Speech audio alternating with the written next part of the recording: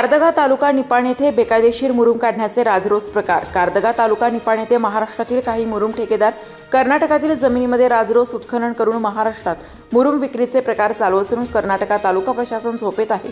या मुरुम काढण्याच्या काही प्रकाराला स्थानिक ग्रामपंचायत सदस्य तसेच ग्रामपंचायतचा एक माजी अध्यक्ष यांचा आशीर्वाद असल्याचे नागरिकातून बोलले जात आहे। आर्थिक तडजोडीतून तेरी बीचूक मेरी चूक असा प्रकार चालू असून जिल्हा खनिकर्म तसेच तालुका प्रशासन तसेच कारदगा गावचे महसूल अधिकारी अर्थात तलाठी यांनी माहिती असून सुद्धा झोपेचे सोंग घेतले आहे। यामुळे कर्नाटकची खनिज संपत्ती महाराष्ट्राच्या घशात घालण्याचा प्रकार उघडकीस आला असून यापूर्वी सुद्धा अशी अनेक प्रकरणे घडली आहेत। मात्र आर्थिक तडजोड करून मिटवून आणि परत काम पुढे चालू ठेवणे असे सर्रात होत असून याला जबाबदार कोण अशी जनतेतून चर्चेला ऊत आलाय।